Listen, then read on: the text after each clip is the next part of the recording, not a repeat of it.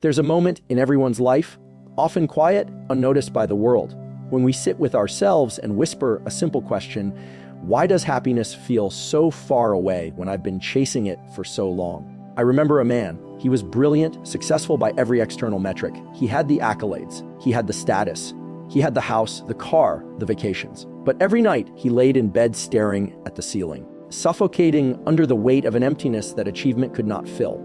That man was me, and maybe it's been you too. What I'm about to share with you are not tricks.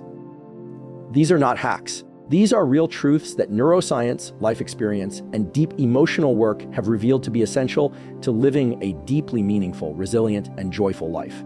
Because here's the truth: happiness is not something we stumble upon by accident. It's not a mood, it's a structure. A life constructed piece by piece, choice by choice, moment by moment. And today, I'm going to walk you through the 12 pillars that quietly govern a happy life.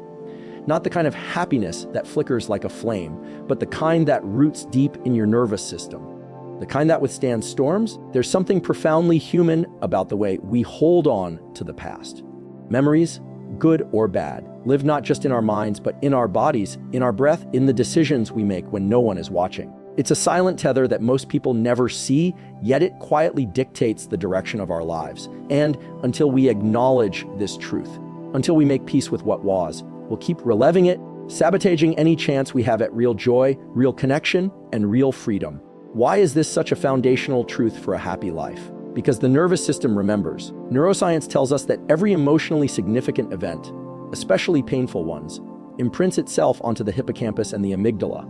These are not just passive memory banks. They are active systems that trigger emotional responses long after the moment has passed. When someone says something that reminds you of a cruel comment from a parent, when a sound, a place, or a certain kind of silence echoes a heartbreak you thought you moved on from, that's your brain's way of saying, I haven't finished processing this yet.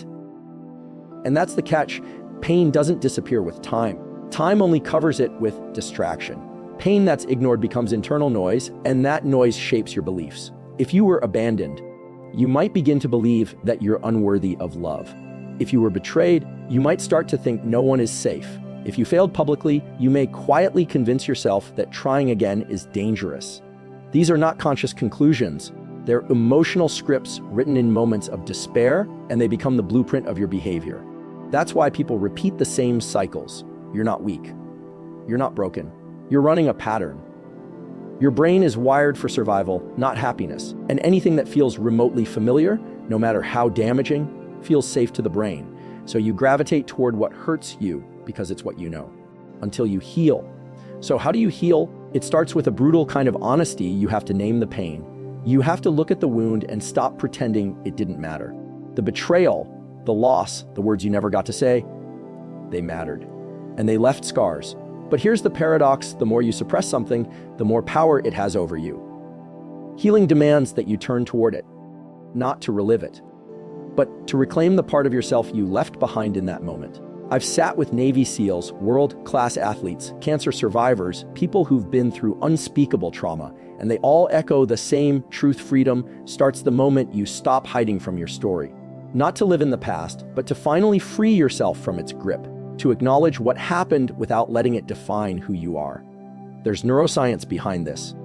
When you revisit painful memories in a conscious, intentional, and emotionally regulated state, you begin the process of memory reconsolidation. This is when your brain, with the help of your prefrontal cortex, updates old memories with new interpretations. It doesn't erase the event, but it rewrites its emotional hold over you. The past loses its venom. You reclaim the narrative. Sometimes this happens through deep introspection. Sometimes it happens through therapy. Sometimes it happens through writing, breathing, praying, or sharing your story with someone who holds space without judgment. But it always begins with the same step: the courage to face it. Making peace with the past doesn't mean pretending it didn't hurt. It means acknowledging that it did, but choosing not to carry the bitterness forward. It's letting go, not for their sake, but for your own. Because here's the truth: every ounce of resentment you hold is like drinking poison and expecting the other person to suffer. Anger, when unprocessed, hardens into cynicism. And cynicism is the enemy of joy. You deserve joy. But you can't live a happy life with hands clenched around what's gone. You cannot embrace the future while dragging chains behind you. That's what unhealed pain becomes. Chains. They manifest in anxiety, in overthinking, in trust issues, in emotional reactivity, in self-sabotage. You might not trace it back to the past immediately, but I promise you, it's rooted there. Look closely at your life. Are you constantly second-guessing yourself? Do you feel unworthy of love or afraid of success? Do you isolate yourself emotionally when people get too close? These aren't just personality quirks. They're survival strategies born out of unprocessed pain. And here's the critical truth: healing isn't a one-time act. It's a lifestyle. It's a daily commitment to not let your pain define your identity, to not let your trauma dictate your self-worth, to not let what happened to you become the limit of what's possible for you. You're allowed to evolve beyond your history. There will be days when you feel the weight of it again, when an old wound reopens, when grief comes rushing back. That's okay. Healing isn't linear. But every time you choose to breathe through it, to meet it with awareness instead of avoidance, you grow. You expand. You become the version of you that your past never allowed you to be. I want you to hear this deeply. You are not your past. You are not what they did to you. You are not the mistakes you made when you didn't know better. You are not the echoes of trauma that still flare up in moments of weakness.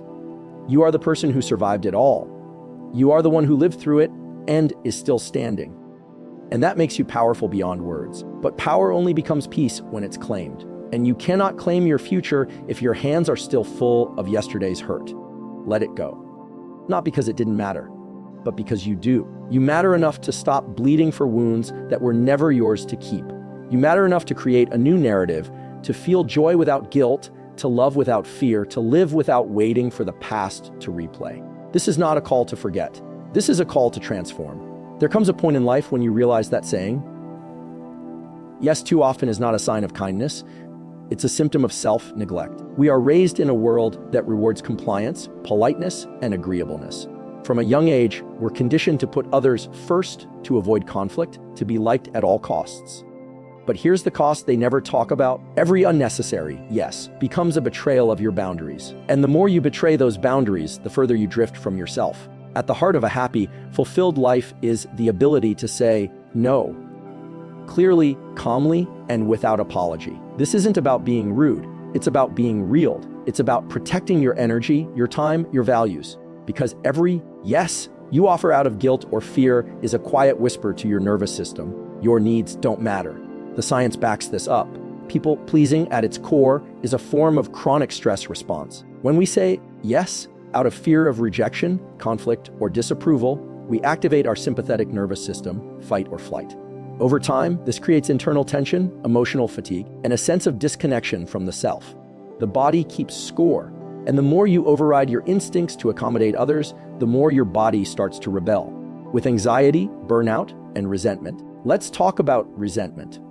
It's one of the clearest signals that your boundaries have been violated. When you find yourself saying yes, while every cell in your body screams no, you create a split, an emotional dissonance that doesn't just affect the task at hand, but your sense of identity. You're no longer living in integrity, you're performing. And performance over time kills peace. You might feel like you owe people explanations. That if you say no to a favor, a request, an invitation, you need to justify it. You feel the urge to over-explain, to soften the blow, to make sure they still see you as good, generous, available.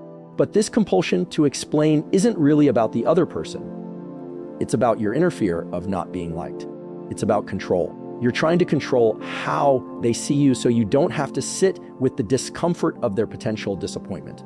But here's what you must understand: if you want to build a happy life, your inner peace must become more important than someone else's temporary opinion of you. Saying no without explanation is not arrogance. It's self-trust. It means you believe your no is valid, not because of a long excuse or justification, but because you felt it. And that feeling, that boundary, is enough. It is evidence of a well-calibrated internal compass. And people with strong internal compasses don't need to scream or justify. They speak once, and they mean it. This is where emotional maturity enters the picture. Emotionally mature people understand that no is a full sentence. They don't push. They don't guilt trip. They don't retaliate. It's only those who benefit from your lack of boundaries that will be offended when you finally draw the line. And when that happens, when people get upset because you said no, understand that you just saw their true expectations. They never wanted you to have autonomy. They wanted access. Access to your time, access to your energy, access to your resources. And when you limit that access, they call you selfish. But you're not selfish for protecting your space. You're not selfish for honoring your truth. You're not selfish for listening to your nervous system and recognizing when something feels wrong. You're simply becoming sovereign, and sovereignty will always be misunderstood by those who rely on your compliance. Learning to say no without explaining yourself requires a deep rewiring, because people-pleasing isn't just a behavior, it's an identity built over years of needing approval to feel safe. Many of us became the yes person to survive, to avoid punishment, to gain love, to fit in. But survival strategies are not meant to become life strategies. What protected you as a child will imprison you as an adult. You are no longer that child. You are no longer at the mercy of other people's needs, opinions, or expectations. You have the right and the responsibility to protect your peace. And that means saying no when your heart says no, not out of anger, not out of rebellion, but out of clarity. You must learn to sit in the discomfort of not being liked, to be okay with silence after your no, to resist the urge to fill that space with justifications that water down your truth. Because every time you explain your no, you give away a little of your power. And the people who truly love and respect you, they won't need a reason. They'll honor your boundary because they honor you. There's a powerful moment that happens the first time you say no, without flinching, without overthinking, without guilt. You feel a shift inside you, like you just reclaimed a part of yourself that had been abandoned for far too long. That moment is not just a boundary, it's a rebirth. You begin to see life differently. You begin to attract different people. People who respect your no. People who don't expect you to overextend yourself. People who are also whole, also healing, also living with intention. And those who were only drawn to your self-abandonment, they will fall away. Let them. Happiness doesn't come from being everything to everyone. It comes from being deeply rooted in who you are and unapologetically protecting that identity. You were not put on this earth to live at the mercy of guilt. You were not meant to shrink yourself to fit into other people's comfort zones. You are here to live from truth. And sometimes truth sounds like, no, I won't be attending. No, I can't take that on right now. No, that doesn't align with me. That's it. No monologue, no performance. Just self-respect spoken out loud. Because here's the final truth. The more you honor your no, the more powerful your yes becomes. When you only say yes to what aligns, what lights you up, what serves your values, your life begins to reflect who you really are. And that is the beginning of peace. A happy life is not one where you are liked by everyone. A happy life is one where you like yourself when you look in the mirror. And that starts when you trust that your boundaries, your quiet, calm, unapologetic no, are not just valid. There is a kind of silence that makes most people uncomfortable. It's not just the absence of noise, it's the absence of distraction. It's the moment when your phone is off, the world is quiet, and there is no one around to perform for. In that space, the truth shows up. And for many, that truth is unsettling. Because without the roles, the applause, the expectations, and the external mirrors, they realize they don't know who they are. And here's the hard truth: you will never be truly happy until you do. Happiness is not found in what you accumulate, in how others see you, or in what you achieve. It's found in the quiet confidence of self-knowing. It's in the ability to sit in a room alone with your own thoughts and not feel the need to run. If you don't like your own company, you'll spend your entire life chasing people, places, and things just to avoid yourself. That is not happiness. That is escapism dressed up in productivity, popularity, or praise. We live in a world designed to keep you away from yourself. Social media, entertainment, endless scrolling, constant business, it's all engineered to keep your attention outward. But a meaningful life requires inner attention. Neuroscience shows us that when we are at rest, not focused on a task, a part of the brain called the default mode network activates. This is the region responsible for introspection, self-referencing, and reflection. In other words, it's the seat of self-awareness. But if you're never still, if you never allow solitude, you never give this part of your brain a chance to engage, you remain a stranger to your own soul. And here's where it gets dangerous. So when you don't know who you are, you're vulnerable to becoming what the world wants you to be. You become reactive instead of intentional. You let the opinions of others dictate your path. You say yes when you mean no. You follow trends instead of values. You tolerate relationships that don't honor you because the alternative, being alone, feels worse. But it's not worse. It's just unfamiliar. And what's unfamiliar is not always unsafe. Solitude is not loneliness. It's not isolation. It's not exile. It is presence. It is where you return to your center. It's where your intuition gets louder, your nervous system slows down, and your deepest desires start to speak. Most people never hear those desires because they've never been quiet long enough to listen. But in solitude, truth rises to the surface. Who you are, what you value, what you believe, what hurts you, what heals you, what you actually want from life, not what you've been told to want. There's a reason monks, mystics, and master performers all spend large amounts of time in silence. Because silence is not empty. Silence is sacred. It's the womb of clarity. And without clarity, there is no happiness, only the illusion of it.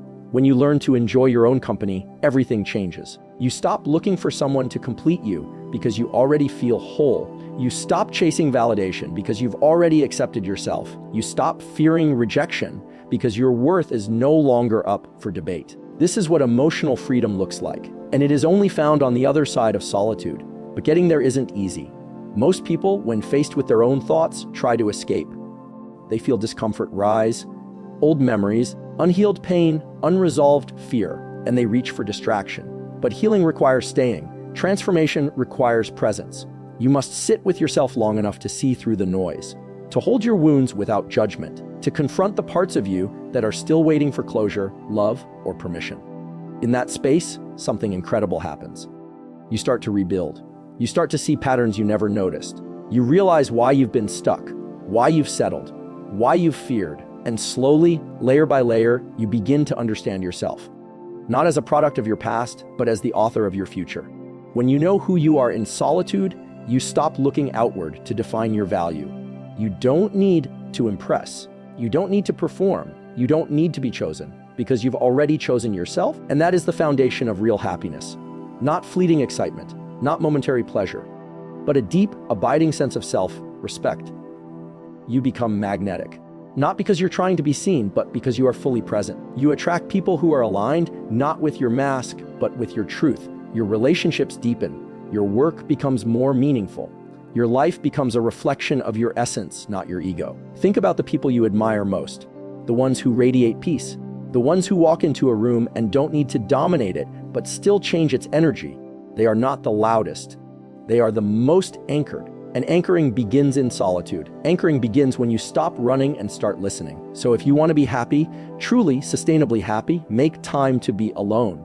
Not just physically, but emotionally. Put down the phone, turn off the noise, get still. Ask yourself, what am I avoiding? What do I really feel? Who am I trying to impress, and why? Then wait, the answers will come, maybe slowly, maybe painfully, but they will come. And with them will come liberation. You don't have to be afraid of yourself. There is power inside you, wisdom inside you, a whole life waiting to be built. But it starts with knowing the builder. That builder is you. You are not here to be everything to everyone. You are here to be fully yourself, and the only way to find that self is to meet them in the quiet. So sit, stay, listen. And remember, the greatest relationship you will ever have is the one you have with your own soul. When you can be happy in your own presence, everything else becomes a bonus, not a necessity. That is the beginning of freedom. That is the root of peace. That is the secret to happiness. In a world obsessed with quick wins, instant gratification, and the next big high, most people are living in a biochemical trap without realizing it. They wake up and reach for their phones before they even take a deep breath.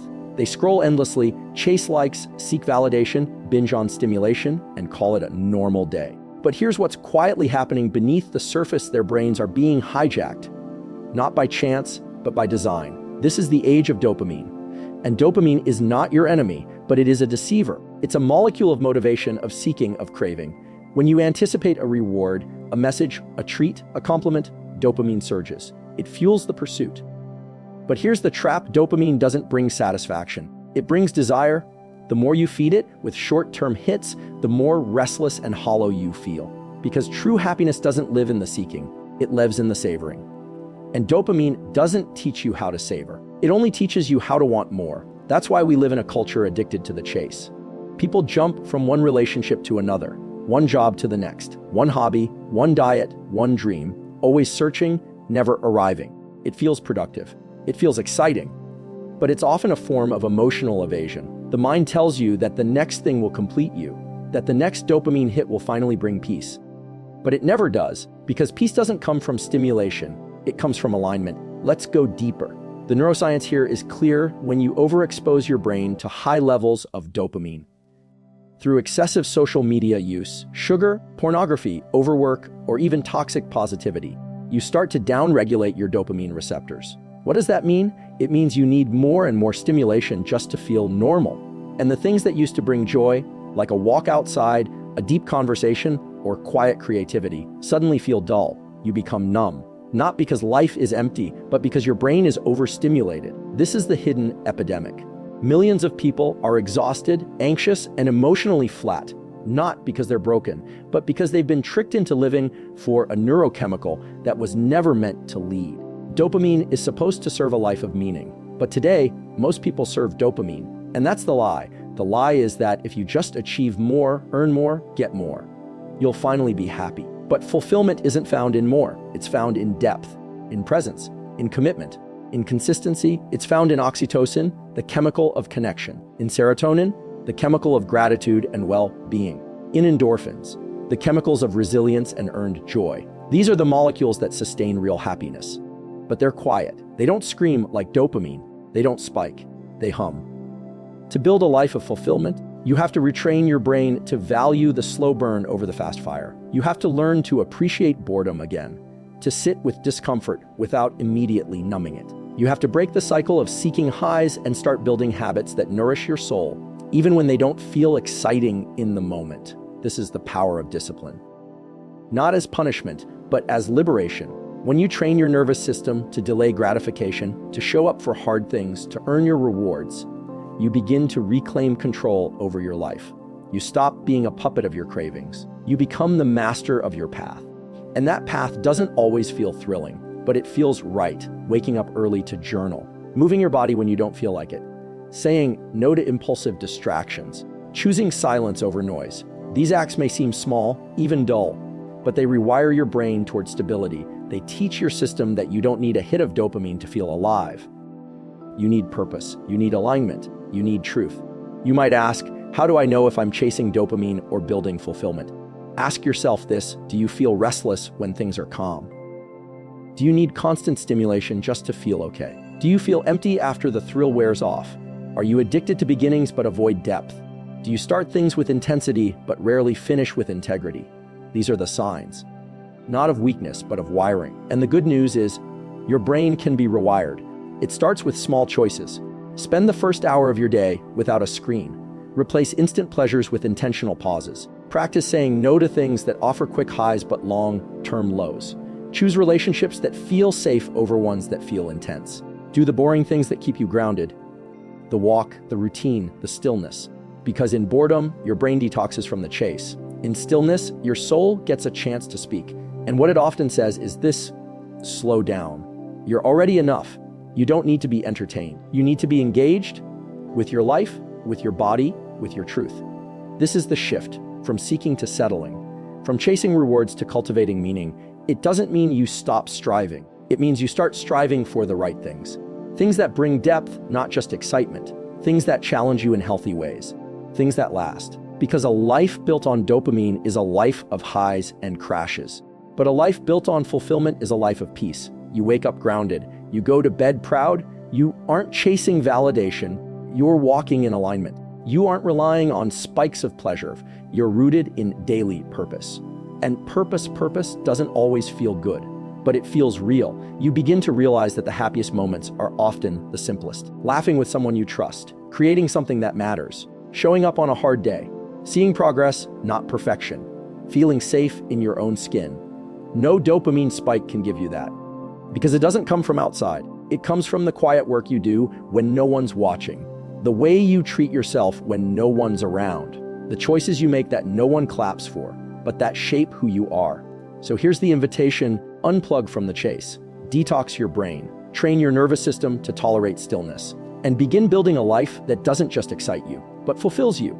Because dopamine lies, but your soul doesn't. And when you stop living for the next hit, you start living from a place that nothing can take away.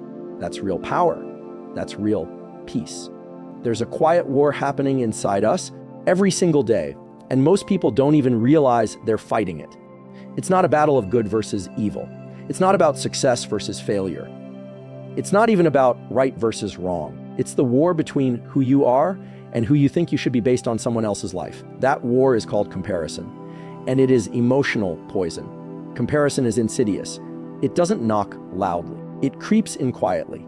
You open your phone, and within seconds, you're staring at a highlight reel of someone else's life, their success, their relationships, their body, their smile. And in that moment, without even knowing it, you shrink. You question yourself. You begin measuring your worth against a filtered illusion. And the scariest part, you start believing the illusion is realer than your own life. But here's the truth. Comparison doesn't show you the truth. It shows you a projection. It shows you the curated, edited, filtered fragments of someone's story and asks you to stack them against your raw, unfiltered, behind-the-scenes experience. It's a rigged game, and you lose every time. Neuroscience reveals something powerful here. Our brains are wired to compare. It's called social comparison theory. Thousands of years ago, it was a survival mechanism. In a tribe, it mattered who was stronger, faster, more dominant, because your place in the group meant safety, food, and continuation of your genes. So your brain evolved to constantly scan for social rank to assess where you stand. But in today's world, we're not comparing within a 20-person tribe. We're comparing ourselves to millions of strangers online. And our brains, especially our emotional brain, the limbic system, can't tell the difference between real and virtual. It reacts the same. It triggers anxiety, inferiority, self-doubt, and shame. That's why even successful people with money, status, influence, still feel miserable. Because the bar keeps moving. No matter how far you climb, there's always someone ahead, better looking, smarter, more admired, richer, happier, or so it seems. And if you're measuring your happiness by where you stand in comparison to others, you'll never win. Because it's not a race, it's a treadmill. You run harder and harder and end up in the same place, empty. This is why people spiral, why they burn out, why they sabotage. Because they're not living from purpose. They're living from pressure, the pressure to catch up, to match what they see, to prove they're worthy by doing more, being more, showing more. But happiness is not found in catching up with someone else. It's found in catching up with yourself. You have to remember your life is not a copy-paste version of someone else's path. Your timing is different. Your purpose is different. Your values are different. You are not behind. You are not less. You are not losing. You are exactly where you are supposed to be, but you'll miss that truth if you keep staring at someone else's timeline. Comparison erodes your ability to be grateful.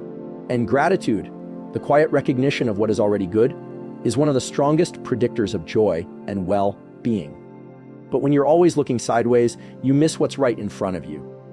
You miss your growth, your milestones, your healing, your strength. You downplay it because it doesn't look like theirs. And in doing so, you rob yourself of the joy you've earned.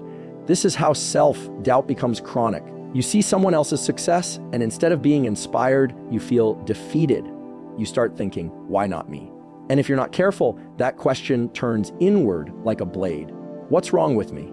That inner script is brutal. It's quiet. It whispers in your mind in moments of fatigue or vulnerability. It tells you you're not enough, that you've missed your chance, that you're invisible. But here's the truth you must tattoo on your heart: someone else's success is not your failure. Someone else's beauty is not your flaw. Someone else's timeline is not your deadline. Their light does not dim yours. You can celebrate others and stay rooted in your own path. You can admire someone without losing yourself. But that only happens when you stop comparing and start connecting. When you see someone winning, ask yourself, can I learn from this?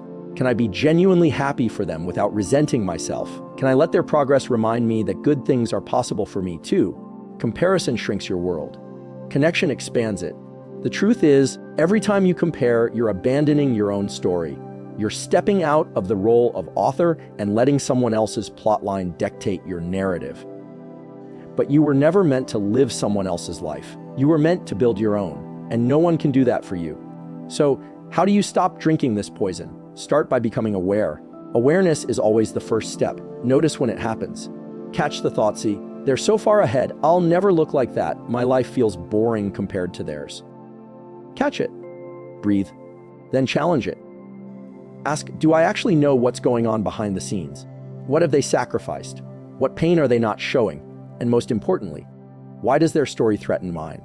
Once you see comparison for what it is, a thief of joy, a manipulator of focus, you can start redirecting your energy inward. Start tracking your own growth. Celebrate small wins. Be proud of the progress no one claps for. Reconnect with your own values. And protect your space. Curate your inputs. If someone's content consistently triggers insecurity, mute it. If your environment constantly pushes you to perform, step back. Create pockets of silence where you can hear your own voice again, not the noise of the crowd. Most importantly, remember this: the only comparison that truly matters is the one between who you were yesterday and who you are today. Did you grow? Did you learn? Did you show up? Did you love more honestly? Live more fully? Speak more boldly? That is the measure. And if you keep living that way, focused on your growth, anchored in your truth, celebrating your own pace, happiness won't be something you chase. It will be something you become, because when you stop comparing, you start living, you start breathing deeper, loving freer, dreaming bigger. You reclaim your story and you become free. That's the power of walking your own path with your head held high, not because it looks like anyone else's, but because it's yours. And that is enough. There's a quiet, seductive voice that lives in the back of your mind. It whispers in the moments when life feels uncertain, when risk is on the horizon, when change is knocking. It says, stay where it's safe. Don't push too hard. Don't make it uncomfortable. That voice sounds like self-care, like self-protection, like logic. But most of the time, it's fear wearing a disguise. And if you listen to it for too long, it will keep you small. You weren't born to stay comfortable. You were born to grow. Every person who's ever accomplished anything of significance, whether in business, art, athletics, or their own inner world, had to confront the tension between comfort and growth. Because growth never comes from ease. It doesn't arrive while you're tucked into routine, numbed by predictability, or lulled to sleep by the familiar. It comes when you stretch, when you reach, when you lean into the edge of your discomfort and decide to keep going anyway. Neuroscience tells us something fascinating: the brain craves efficiency. It loves patterns, habits, loops. This is helpful for basic survival. It allows us to automate routines and preserve energy. But growth disrupts those loops. It requires effort, presence, intention. And to the brain, that feels like a threat. That's why resistance shows up the moment you decide to change. That's why the hardest part of transformation is often just starting. Think about the last time you truly challenged yourself, not just physically, but mentally or emotionally. Maybe you started a project that scared you. Maybe you spoke your truth when your voice was shaking. Maybe you left a relationship or a job or a version of yourself that no longer fit. What followed? Fear, doubt, friction, but also aliveness. That spark you felt? That was growth. Comfort is not peace. Don't confuse the two. Comfort is sedation. It's scrolling for hours because you don't want to feel. It's staying in a job you hate because the paycheck is predictable. It's shrinking your voice to maintain harmony. It's repeating the same day for years and calling it a life. It feels safe, but it slowly dulls you. It drains your spirit, and one day you wake up and realize you've been surviving, not living.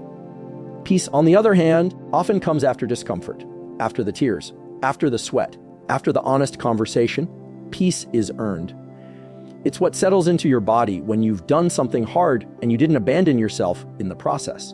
It's the quiet strength that comes from knowing you can trust yourself to do what's right, even when it's not easy. And this is the paradox: chasing comfort will never bring you peace, but chasing growth will. The reason most people stay stuck is because they've convinced themselves that comfort equals happiness. It doesn't. It equals stagnation. And stagnation over time turns into regret. Ask anyone at the end of their life what they wish they had done differently, and you'll rarely hear them say, "I wish I had played it safer." No, they say, "I wish I had taken more chances, been more courageous, believed in myself sooner." A growth requires risk. It requires getting it wrong. It requires humility, vulnerability, and the willingness to be a beginner again and again. That's not weakness. That's strength. Because the strongest people are not the ones who have all the answers. They're the ones who keep showing up, who keep learning, who keep expanding, even when it's hard. This is not about being in a constant state of hustle. Growth is not always loud. It doesn't always look like climbing a mountain or starting a business. Sometimes growth is internal. It's choosing to forgive someone who never apologized. It's sitting with your feelings instead of running from them. It's setting a boundary and holding it even when it shakes you. It's waking up early to keep a promise to yourself. It's having the courage to rest intentionally, not because you're escaping, but because you're restoring. That distinction matters. Because in a culture that glorifies ease, many people use comfort as an excuse to avoid accountability. They say they're protecting their peace, but really they're avoiding their edge. And your edge is where the magic happens. The edge is where you meet the parts of yourself you didn't know existed.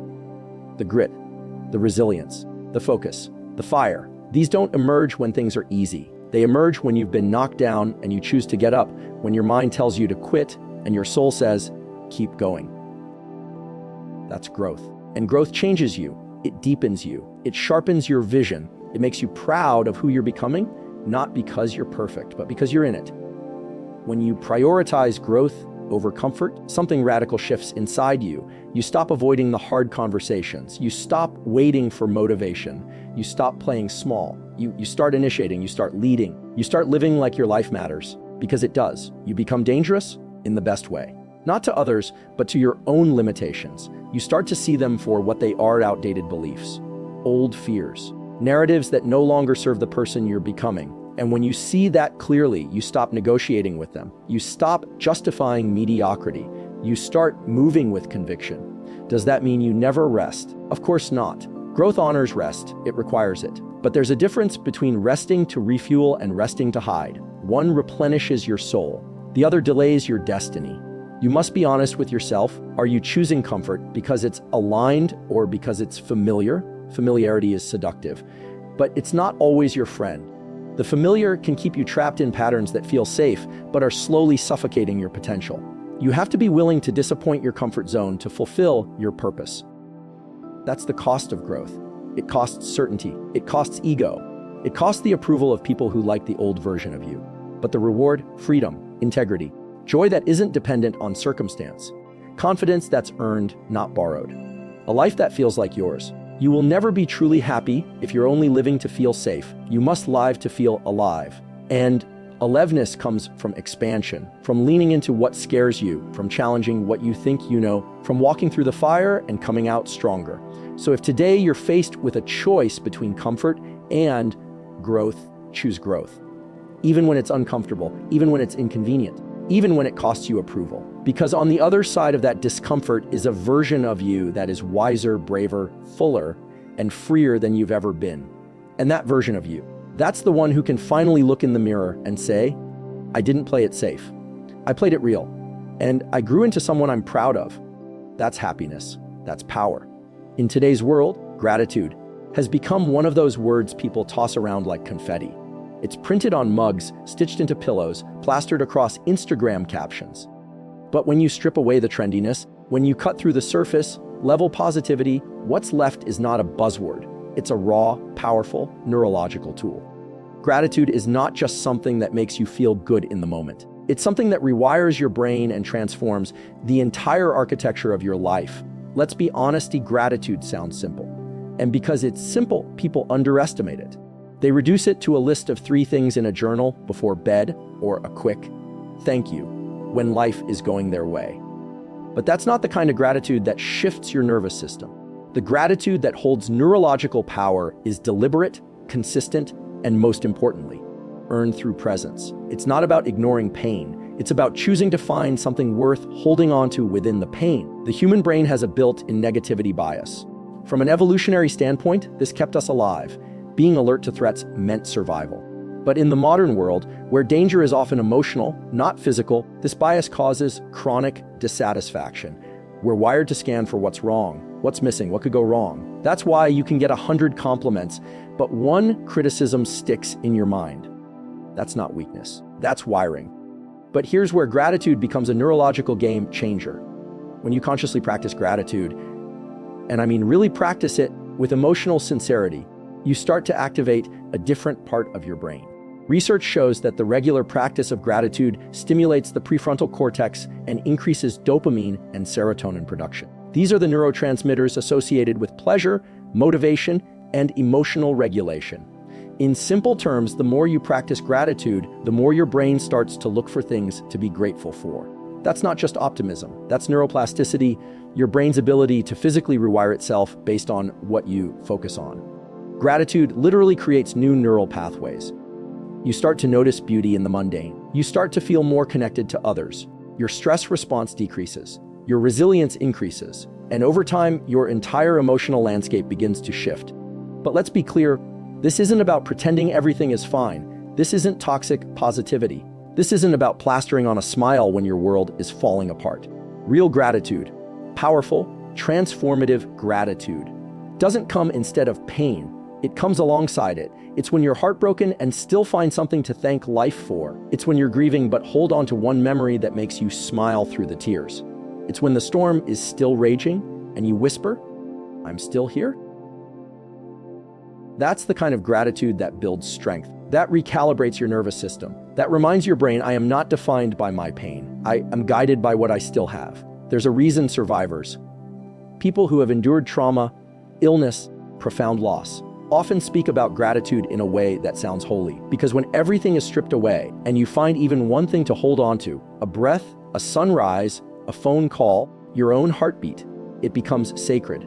You realize that you don't need more to feel whole. You just need to notice what's already there. Most people miss this. They're chasing happiness in the future when they get the job, the relationship, the validation, the number in their bank account. But gratitude pulls you out of the future and anchors you in the now. And the now is where life is actually happening. When you live with gratitude, you stop measuring your life by what you lack. You start measuring it by what you've survived, what you've received, what you've grown through. You stop waiting for something big to feel worthy of your thanks. You realize that waking up, just waking up, is a miracle. And this shift is not just emotional, it's chemical. Practicing gratitude consistently can reduce cortisol levels, the primary stress hormone. It can improve sleep, lower inflammation, boost immunity. You're not just being positive, you're literally training your biology to operate from a place of safety rather than fear. Because here's what most people don't understand: gratitude and fear cannot coexist in the same breath. When you are fully immersed in appreciation, real embodied appreciation, your fear response quiets. Your sympathetic nervous system, a fight or flight, takes a back seat. Your parasympathetic system, allay, rest, recover, heal, comes online. Gratitude isn't a soft skill, it's a survival skill. And like any skill, it takes practice, discipline, presence. So how do you build that kind of gratitude? Not the performative kind, not the "I wrote it in my planner" kind, but the kind that changes your chemistry. Start small, start sincere. At the end of your day, ask, what moved me today? What did I feel? Not just think, that reminded me life is still good. It could be a child's laughter, the way your body carried you through a hard moment, a stranger's kindness, your breath in your lungs, the way the sky changed colors when you weren't paying attention.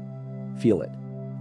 Don't just name it. Let it sink in. Let it become a weight that grounds you, not a task that checks a box. And when life gets heavy, because it will, go back to those small things, not because they fix everything, but because they remind you that not everything is broken.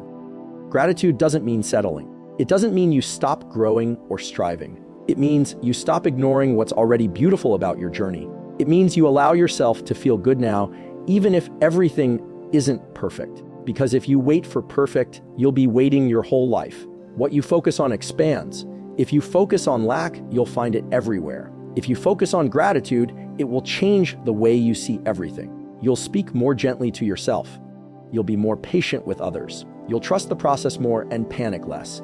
You'll find moments of joy where there used to be numbness. You'll feel alive, not because life is easy, but because you're finally awake to it. So no, gratitude is not a buzzword. It's not soft. It's not fluffy. It's not optional. It's a neurological anchor. It's a spiritual compass. It's a daily choice that, over time, builds emotional armor from the inside out. And in a world that constantly tells you to chase more, gratitude reminds you you already have enough. There comes a point in your life where you have to make a decision that may break your heart, but will save your soul. You must let go of the people who refuse to grow. Not because they are evil, not because you hate them, but because staying in their orbit is costing you your evolution. And your evolution is not optional. It is necessary if you want to live a meaningful, fulfilling life. One of the most difficult truths you will ever face is this: not everyone is meant to go with you to the next level of your life. Some people were only meant for a season, a chapter, a moment. But when you try to drag old connections into your new identity, you create internal friction. You feel torn. You feel guilty. You feel like you're betraying your past. But what you're really doing is betraying your future. Outgrowing people doesn't mean you think you're better than them. It means you're no longer willing to settle for conversations that drain you, mindsets that cage you, or habits that shrink you. It means you're honoring your inner growth more than the comfort of familiarity. And that takes courage, the kind of courage most people spend their entire lives avoiding. The truth is, growth is threatening to those who are committed to staying the same. Your evolution can trigger other people's insecurities. When you start waking up earlier, getting disciplined, setting boundaries, thinking differently, some of the people around you won't applaud. They'll criticize, or worse, they'll try to guilt you into shrinking. They'll say you've changed, as if that's a flaw. As if changing, becoming better, clearer, stronger, is something to apologize for.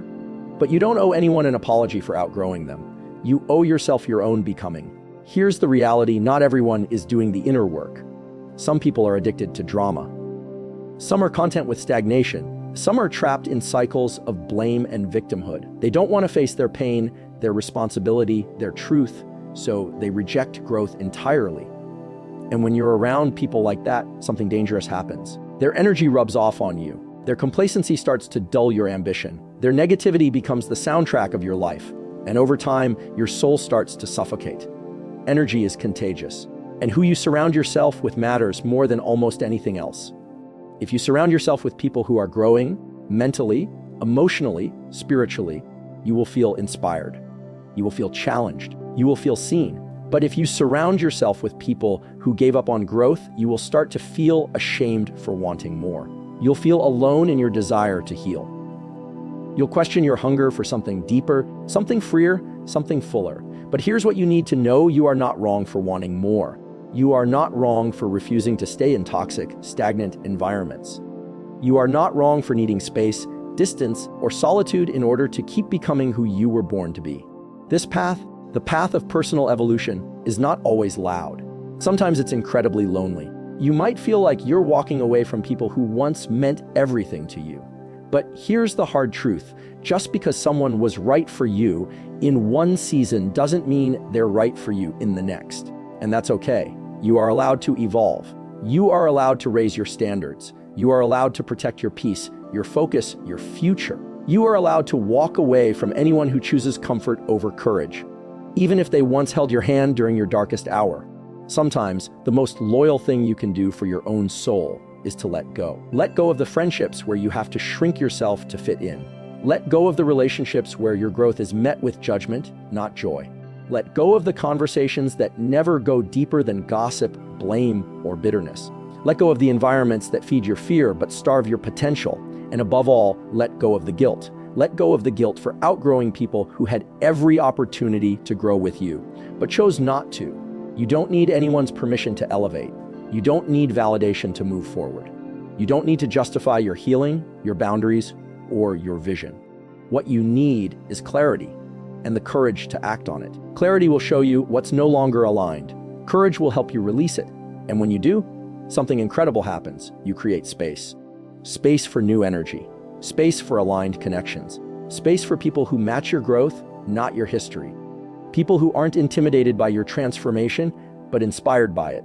People who see your evolution and say, "I'm doing the work too. Let's rise together." That's the kind of tribe you deserve. Not people who tolerate your light, but people who amplify it.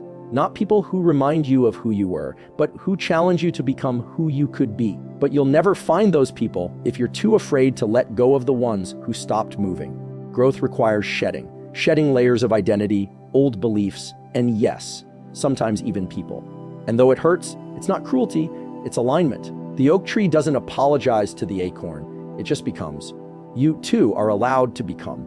You are allowed to evolve beyond what they can understand. You are allowed to need solitude for a season to break the old programming. You are allowed to walk away from the crowd so you can hear your own voice again. This isn't selfish, this is self-respect.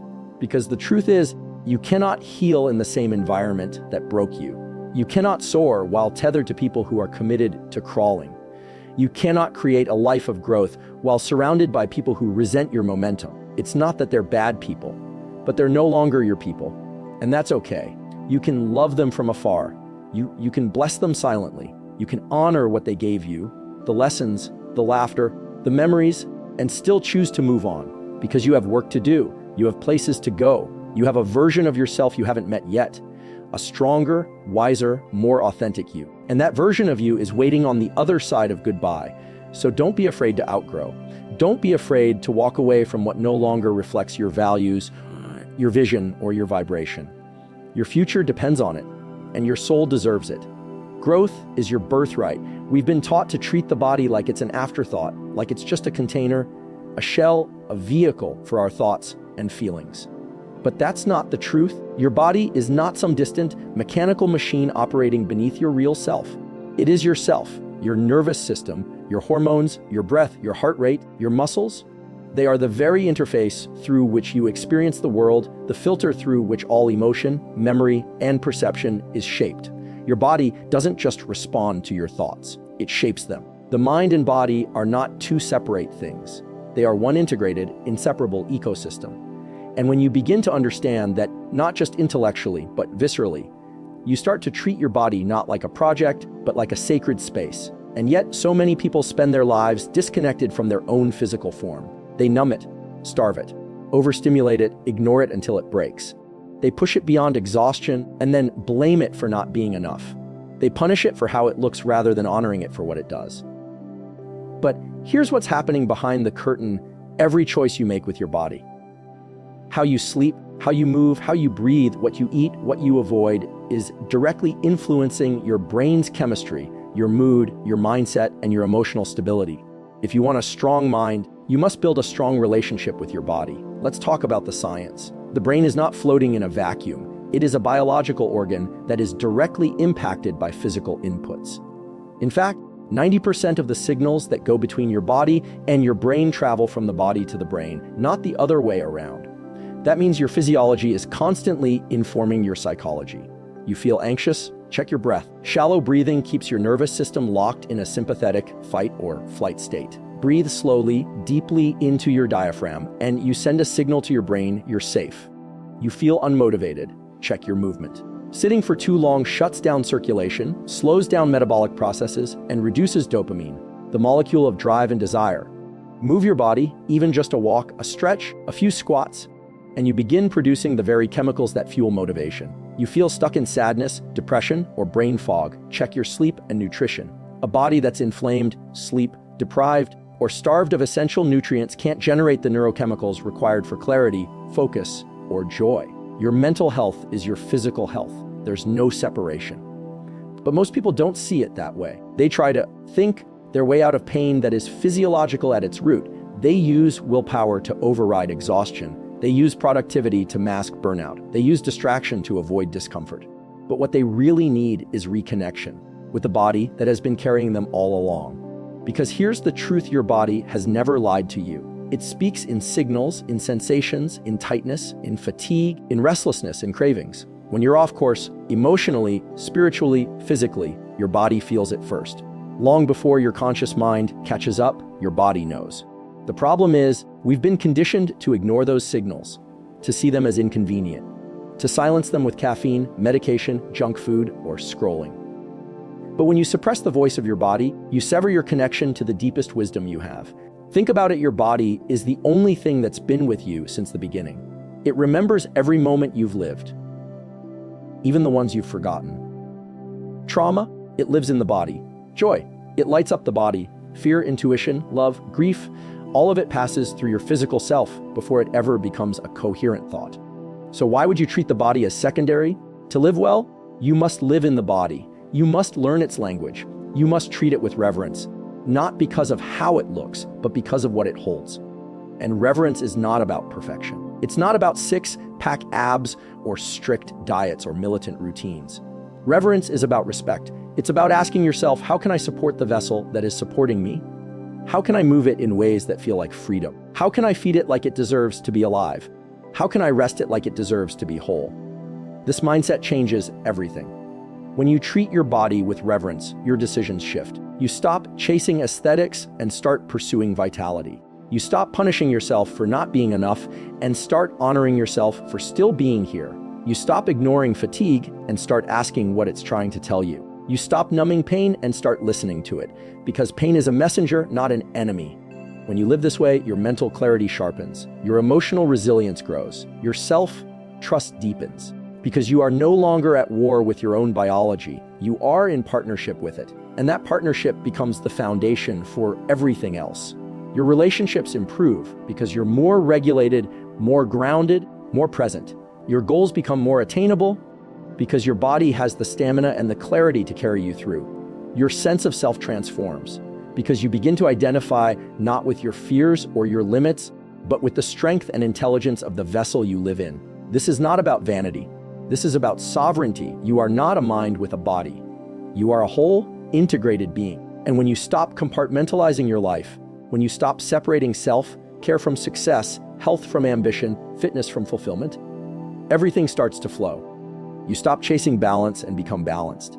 You stop chasing confidence and embody confidence. You stop asking your body to carry your stress while giving it no support in return. So here's the call: start treating your body like a temple, not a tool. Wake up and stretch not to burn calories, but to remember that you're alive. Eat foods that fuel your brain, not just your cravings. Sleep like your dreams depend on it, because they do. Move your body not as punishment, but as a celebration of what it can still do. Breathe deeply often and with reverence, because every breath is a bridge between the unconscious and the conscious. And most of all, listen. Listen to the aches. Listen to the fatigue. Listen to the signals that are trying to protect you, guide you, save you from yourself. Your body is not weak. It's wise. It doesn't need to be fixed. It needs to be heard. And when you finally listen, you begin to feel whole, not because everything is perfect, but because you are finally living from the inside out. That is reverence. That is healing. There's a moment in every person's life when they realize that no one is coming to save them. Not their parents, not their boss, not their partner, not their friends. It's the moment they stop waiting for permission to become powerful. It's the moment they stop pointing fingers and start looking in the mirror. That moment, painful as it is the birth of true strength. Because strength doesn't come from avoidance. It doesn't come from outsourcing blame. It comes from taking responsibility. Responsibility is not a burden. It is the birthplace of freedom. And until you stop running from it, you will never know the depth of your own power. For many people, responsibility is a trigger word. It feels heavy. It feels like pressure. It feels like one more thing to carry when life already feels overwhelming. But what most people don't realize is that avoiding responsibility doesn't lighten the load. It makes it heavier. Because when you don't take ownership of your life, you lose control of it. You become reactive instead of proactive. You spend your days responding to life instead of creating it. Responsibility is not about fault. It's about ownership. There's a difference. You didn't choose the trauma that happened to you. You didn't choose the pain you inherited. You didn't ask for the heartbreak, the betrayal, the dysfunction. But now, in this moment, what you do with all of it is your responsibility. Healing isn't your fault, but it is your job. Growth isn't automatic. It requires effort, and effort requires responsibility. Neuroscience confirms what ancient wisdom has always known: the more you take responsibility for your actions, thoughts, and emotions, the more agency you develop in your brain. Your prefrontal cortex, the area responsible for executive function, decision-making, and impulse control, grows stronger with use. It's a muscle. And like any muscle, it gets stronger the more you use it. Every time you stop blaming, stop avoiding, stop numbing, and instead say, "This is mine to face," you grow stronger. Responsibility builds identity. It creates a deeper relationship with the self. When you start taking ownership of your decisions, not just the good ones, but the hard ones, the ugly ones, you start trusting yourself. You start realizing that you are capable of managing your life. You stop depending on external validation to determine your worth. You stop collapsing under pressure. You become grounded, rooted, clear. This is especially critical in a world that trains you to look outward for answers. We are sold distractions, quick fixes, shortcuts, excuses, blame. It's easy to get caught in the belief that your circumstances define your future, that your upbringing limits your possibilities, that your pain is a prison. But the moment you take responsibility, you reclaim authorship. You move from being a victim of your story to the author of it. And authors don't wait for perfect conditions. They create them. They don't outsource the plot. They shape it. That's what responsibility does. It turns you into the lead character in your own life. But here's the hard truth: responsibility isn't glamorous. It's not always praised. In fact, it often feels thankless. You'll show up for others and not be acknowledged. You'll do the right thing when no one is watching. You'll make hard choices, sacrifice comfort, delay gratification, and it won't always be seen. But you will feel it deep in your nervous system, deep in your bones. You will feel the quiet strength that comes from integrity. And that kind of strength, it's not performative. It's not loud.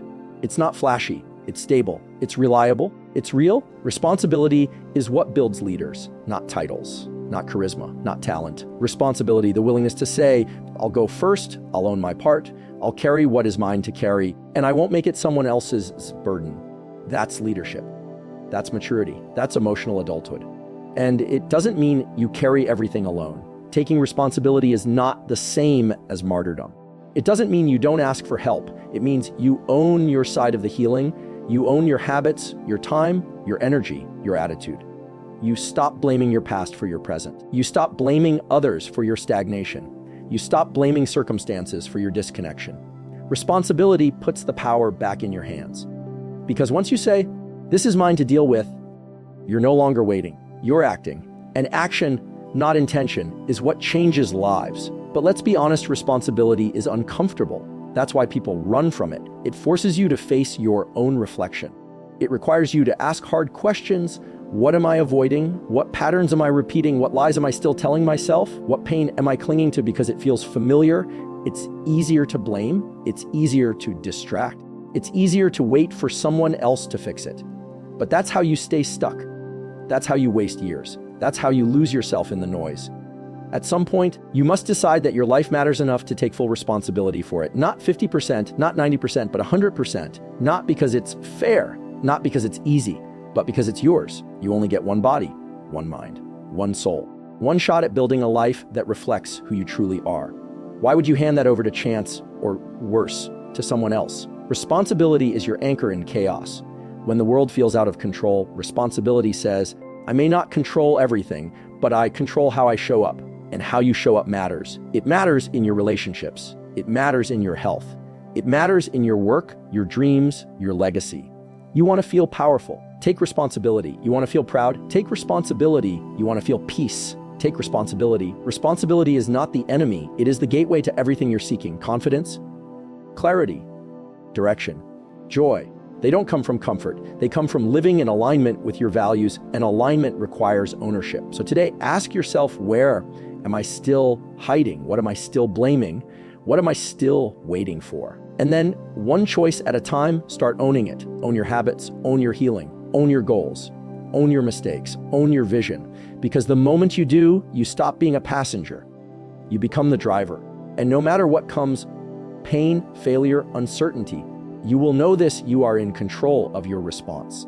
You are in control of your direction. You are responsible for the life you're building. And in that responsibility, you will find not pressure, but power, not burden, but freedom, not fear, but strength. Because strength was never about control over others. It's always been about ownership of self. One of the most liberating truths you'll ever learn is that you are not your thoughts. That voice in your head, the one that fills your mind with doubt, fear, self-criticism, worst-case scenarios, and shame, that's not you. That's not your soul speaking. It's not your destiny whispering. It's your mind processing data, trauma, memory, expectation, and bias. And much of it isn't even yours. It was handed to you by a world that didn't fully see you, understand you, or nurture the real you. But while you are not your thoughts, here's the equally powerful counterpart: say, you are what you repeatedly do. That's where your identity lies. Not in the fleeting, sometimes wild narratives that pass through your brain, but in your habits, in your behaviors, in your patterns, in your rituals, your daily choices, your repeated actions. Those are the real architects of your life. Thoughts come and go. They arise based on hormones, memories, fears, random triggers. They are influenced by what you ate, how much you slept, the weather, your gut health, your stress levels, what you just saw on your screen. If you believe every single thought as truth, you'll be a prisoner to your own chemistry. The average person has around 60,000 to 80,000 thoughts a day, and most of them are repetitive. If you believe all of them, if you identify with all of them, you'll be caught in a cycle of confusion, insecurity, anxiety, and contradiction. One moment you'll think you're powerful, the next moment you'll think you're worthless. And if you don't learn to separate yourself from the noise, you'll think those swings are who you are. But they're not. Who you are is who you consistently choose to be. You may have thoughts that say, you're lazy. But if you get up, show up, put in the work, take care of your body, and stay committed to your goals, then those thoughts are just noise, not identity. You may have thoughts that say, you're not good enough. But if you speak with courage, take risks, love deeply, and stand in your truth, then those thoughts are just echoes of old pain, not present reality. The most powerful people in the world aren't the ones who never have negative thoughts. They're the ones who don't obey them. They observe them, they challenge them, and then they act in alignment with their values, not their fears. And that's the difference between thinking and being. Thinking is passive. It's mental chatter. It's a constant scroll that never ends. Being is active. It's embodied. It's revealed in how you live, how you treat people, how you treat yourself, what you pursue, and what you refuse to tolerate. Let's bring it into the body, because this isn't just philosophy. It's neuroscience. Your brain is built around repetition. Neural pathways get stronger the more you use them. That means every time you choose a behavior, you're reinforcing a pattern. You're shaping not just what you do, but how you perceive yourself. Want to feel confident? You don't think your way into confidence. You act your way into it. You take the risk. You do the thing. You show up, even if your thoughts say, you're not ready. I want to feel disciplined. You don't wait for the thought, I'm a disciplined person. You become disciplined through consistent action. Waking up on time, setting boundaries, saying no to distractions, saying yes to your priorities. Your thoughts may protest, they may scream, they may whisper old stories. But your actions, repeated, aligned, and intentional, will slowly build a new story, a truer one, a lived one. This is where most people get stuck. They wait to feel ready. They wait for the thought to align with the identity they want.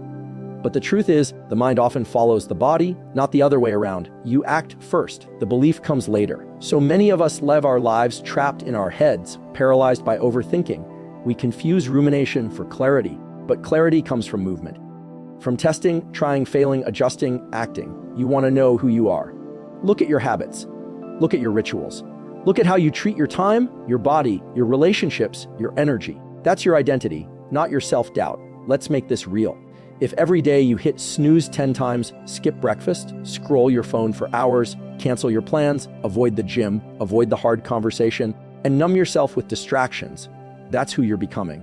Not because you're a bad person, but because that's what repetition is creating. Now flip it. If every day you wake up when you said you would, hydrate your body, move for 30 minutes, read something meaningful, speak kindly to yourself, pursue your goals, and treat others with integrity, that becomes who you are. Even if your thoughts still whisper doubt, even if fear still shows up, those thoughts will eventually fade. But the habits, they will carve your future. Your thoughts don't define your character. Your habits do. It's time to stop identifying with every emotion and every impulse that rises up inside you. You are not every craving. You are not every anxiety spiral. You are not your worst fear. You are not the voice that tells you to quit.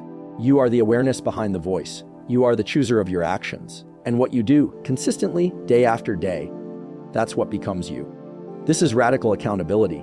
But it's also radical empowerment, because it means you don't have to believe the lies your mind inherited. You don't have to obey the fear that was planted in you by the world. You get to decide who you become, not by wishful thinking, but by aligned action. So the next time your thoughts try to talk you out of your greatness, remember this: you are not your thoughts. You are the one observing them, questioning them, rising above them. And while your thoughts may try to define you, they don't get the final word. Your actions do. So let your actions speak. Let your discipline speak. Let your consistency speak. Let your love, your truth, your kindness, your grit speak louder than any thought ever could. You'll find over time that those noisy thoughts begin to quiet because they've been replaced by habits that reflect who you really are. And who you really are is what you repeatedly do. So choose wisely. Live intentionally. There's a truth that most people spend their whole lives running from, denying, or desperately trying to disprove. It's the truth that every ad, every romantic fantasy, every social media highlight reel tries to cover up. But at some point, if you want peace, if you want real peace, you have to face it. Nothing outside of you will ever complete you. Not the person you fall in love with, not the money you earn, not the job title, not the followers, not the car, the house, the clothes, the lifestyle. None of it, because you are not a half waiting for a whole. You are not a broken puzzle piece searching for another to finally feel worthy. But if you believe that something external is the key to your inner completion, you will always be chasing and never arriving. We are trained to chase. From childhood, we're given the formula, get the grades. Then you'll feel smart. Get the job. Then you'll feel secure. Find the one. Then you'll feel loved. Buy the stuff. Then you'll feel enough. But every time you reach the next milestone, there's a fleeting rush and then a quiet, persistent emptiness. A whisper that says, "Is this it?" And that whisper, it's not the sound of failure. It's the sound of your soul telling you you've been looking in the wrong place. There is no external achievement that can resolve internal wounds. There is no amount of applause that can heal a lack of self-worth. There is no relationship that can make up for the love you refuse to give yourself. And until you recognize this, you'll keep grasping at the world, trying to force it to complete a story that only you can finish from within. Let's make this clear. This is not about rejecting ambition. This is not about renouncing success or relationships or material joy. It's about reframing them. It's about no longer using them as a substitute for inner wholeness. When you believe that something outside of you will complete you, you put your worth in a constant state of negotiation. You make your value dependent on outcomes you cannot fully control.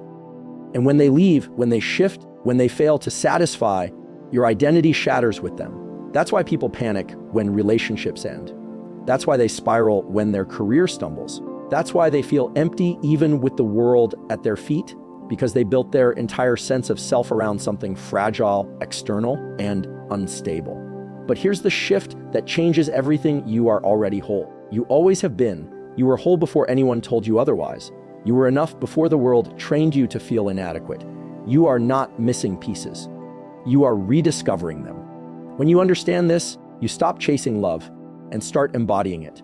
You stop seeking validation and start living in alignment. You stop needing the world to reflect your worth because you've made the decision to own it. Think of it like this: a tree doesn't need permission to grow. It doesn't ask the sun, "Am I worthy of light?" It doesn't beg the soil for nourishment. It simply roots deeper, reaches higher, and unfolds its purpose. You were born to do the same, but that kind of inner wholeness takes work, and it takes brutal honesty. It requires you to stop numbing the void and start sitting with it. It asks you to look at the parts of yourself you've labeled as unlovable, unworthy, broken, and to meet them with compassion. It's the daily decision to ask, what am I still expecting the world to give me that I haven't given myself? Is it love? Give it to yourself. Is it respect? Start setting boundaries. Is it recognition? Start celebrating your own wins. Is it security? Learn to trust your own resilience. This is not about becoming self-absorbed. It's about becoming self-responsible. It's about no longer outsourcing your happiness to things that can be taken away. Because when your identity is rooted in something internal, your values, your truth, your integrity, you become unshakable. You can lose the job and still know your worth. You can lose the relationship and still love yourself. You can lose the applause and still walk with purpose. That's not arrogance. That's alignment. That's freedom. And it's available to anyone willing to stop chasing and start returning to the truth that who you are at your core is already enough. So how do you live from that place? You stop waiting for life to prove your worth and start acting like it's already real.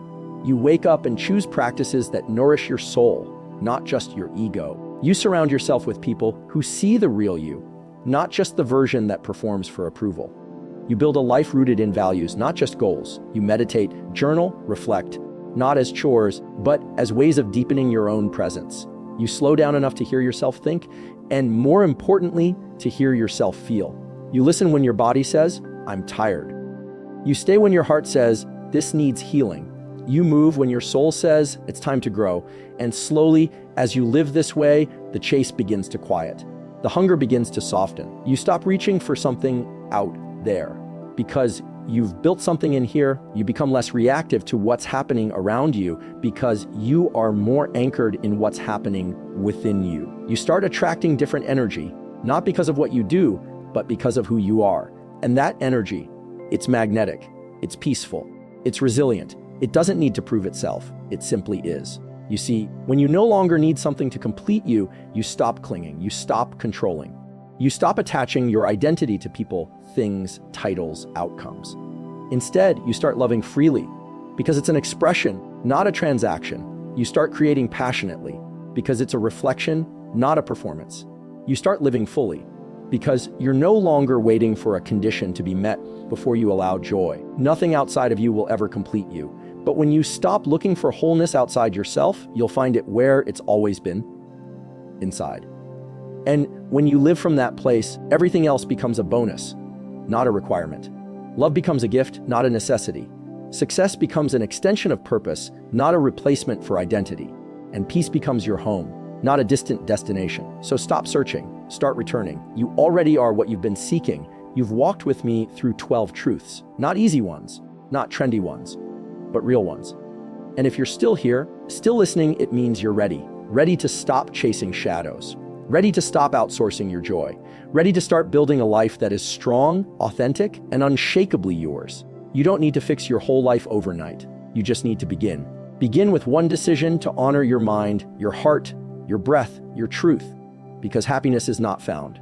It is forged, and it begins the moment you decide, I am done living on autopilot. You are not broken. You are becoming. And your happiest life starts now.